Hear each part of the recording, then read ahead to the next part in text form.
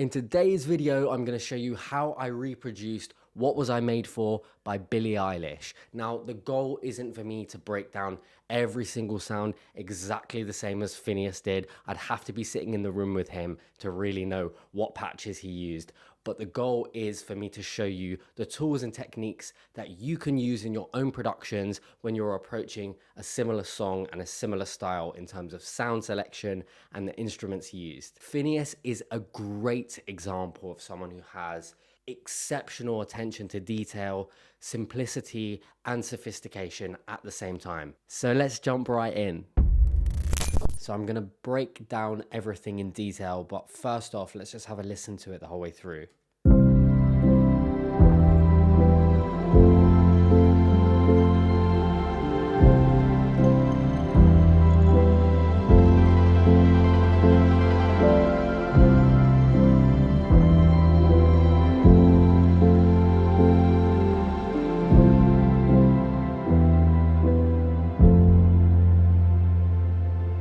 Cool, so it's a super simple production, but when you break everything down, there's a lot of attention to detail and intentionality to keep everything interesting and engaging from start to finish.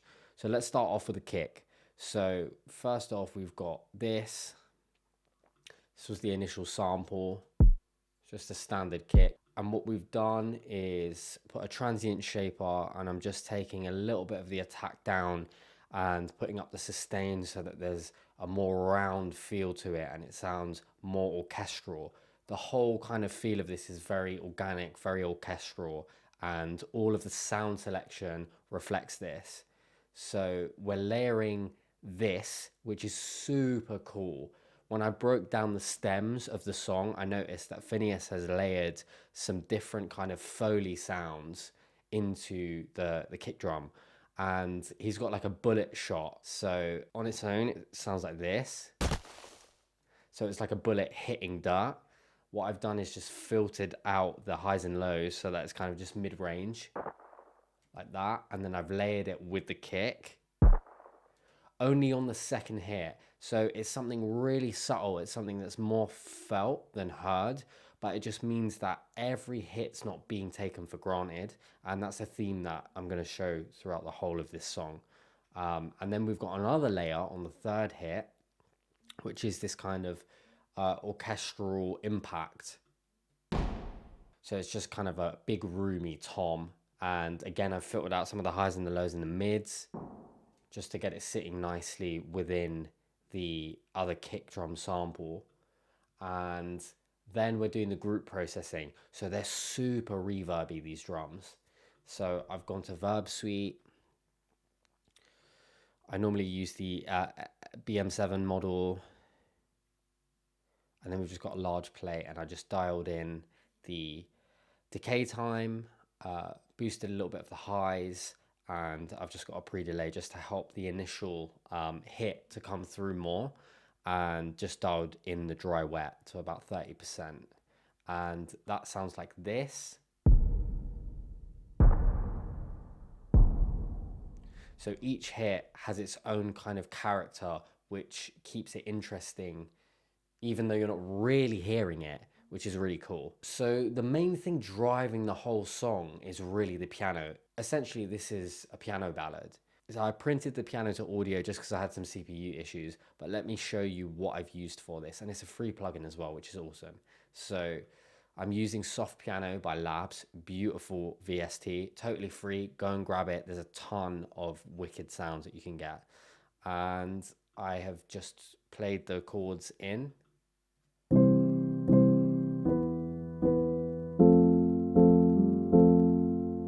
It's very softly played, the piano, throughout the whole song.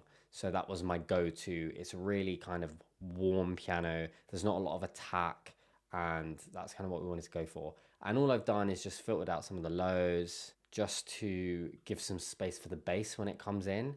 And I've just added a little bit of tape saturation just to fill it out a little bit. All right, so let's move on to bass. We've got two basses. We've got a played electric bass, and then we've got a really subtle kind of Reese bass that's layered with the electric bass to kind of fill it out a little bit more and give it some space and sustain. So the Reese bass is this.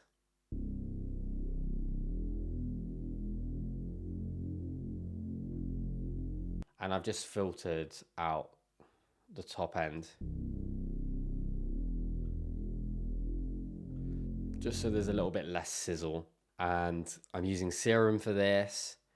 You can copy these settings and you'll get a really nice Reese bass. And then we have got the bass guitar. So I don't actually have a bass guitar, so I just played it on my normal guitar and pitched it down. So I just played this, which is really simple. And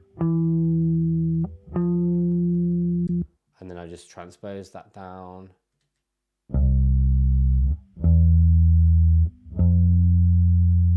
And then I've just added some tape saturation, filtered out 100 hertz and below to give the space for the Reese to fill that out. There's not really that much energy in the bass itself anyway, so I just wanted to clean that up.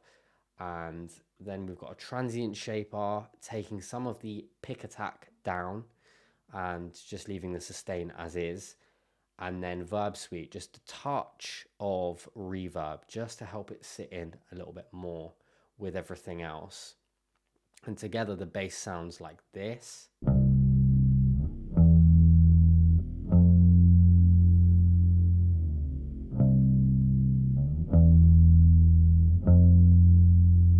So the played guitar really gives it that human, imperfect, organic feel.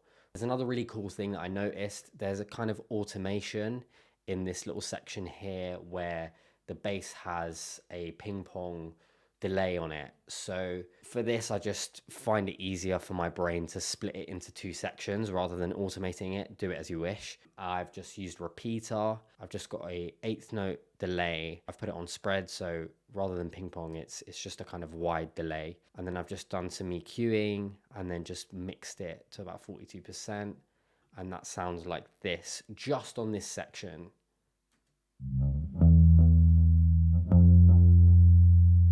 So it just gives it this kind of width and kind of more retro feel and lets it kind of stand out in the arrangement at that time. And then overall, I'm just processing the bass with guitar rig. I've just got some compression, some EQ, and some cabinet stuff going on. You can copy these settings too. Now, the thing that really makes this is the Atmos. So we've got a ton of atmospheric stuff going on here. And while it's not exactly the same as the original, I could spend days, dissecting every single thing. I wanted to show you how you can get something similar in a really short period of time and the kind of tools that I would go about using when I'm doing that. So first off, we've got some strings.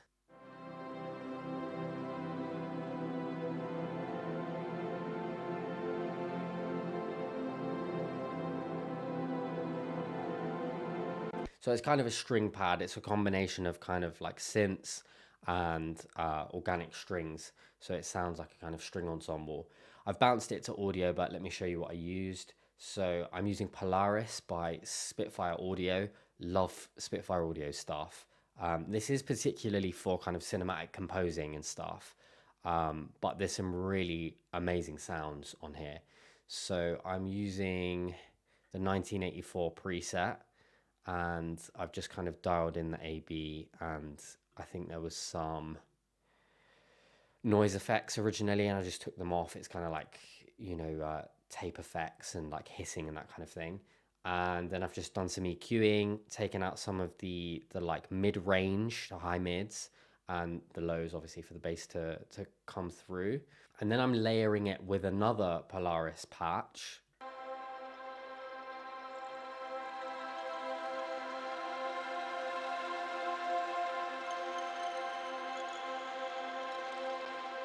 And there's just this really nice shimmer and this kind of organic texture to the top end that I really like. And I'm just playing in this melody, and together with the strings, it kind of creates this.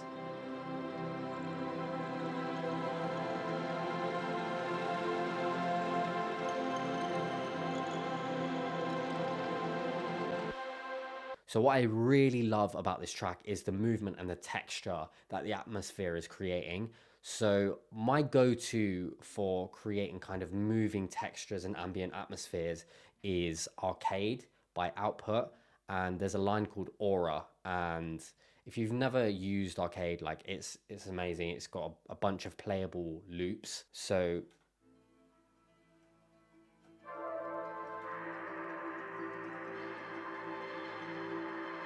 you know, like in seconds, you can create this kind of moving atmosphere. You just pick the key of the song and, you know, you can dial stuff into taste.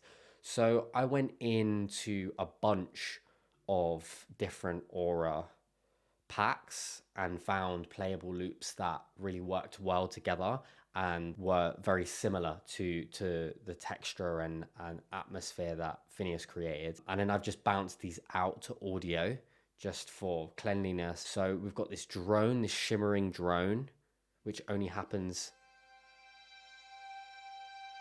in the middle of it and then builds up more climaxes and then drops down. So it's all about the movement that's happening. And the beautiful thing about Arcade and Labs and Spitfire Audio stuff is a lot of these patches have built-in movement, and you don't need to sit there like automating a bunch of parameters. Like you can just hold the note down and it kind of does this swelling or movement. So we've got a mid-range drone as well, which is from another Aura pack.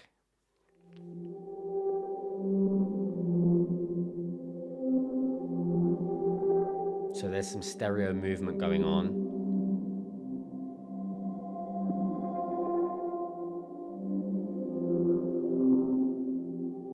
As well as the kind of up and down swelling in volume as well, which I really love. And then we've got another high drone.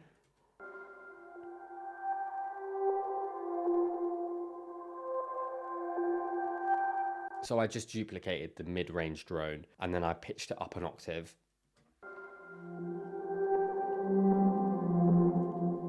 So we've got more movement now, some high-end sparkle.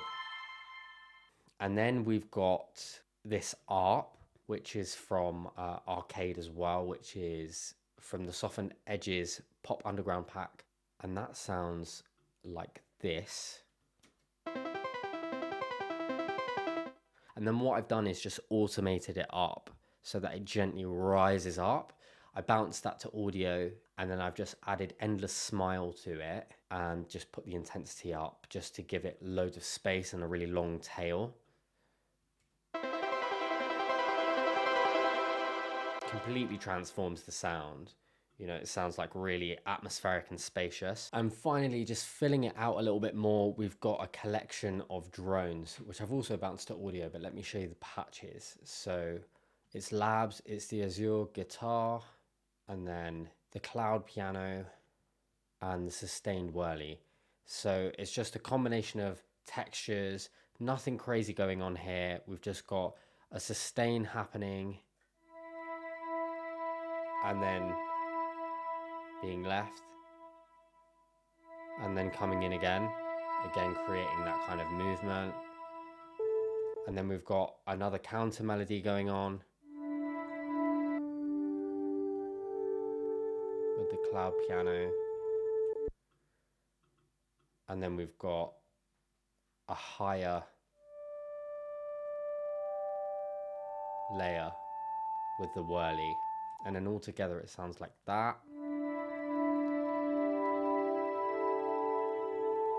And all together the atmospheres sound like this.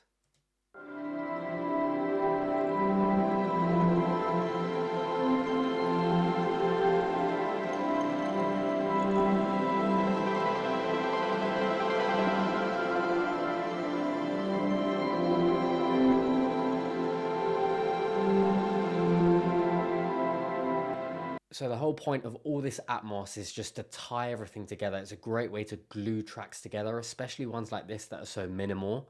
And it also is just creating some ear candy, some texture, and really just enhancing the mood of the song. Now the vocals really are the main event in this song, like most of Billie's stuff. And all of that is to say that everything around the arrangement of the instruments has that in mind. You know, the song would have been written before Phineas produced all of it. So that is kind of the main thing that's going to be at the forefront of making this song really maintain that intimacy. Thank you so much for watching. If you found this helpful, be sure to give it a thumbs up because that really helps. And don't forget to subscribe for more content like this. And until next time, create courageously.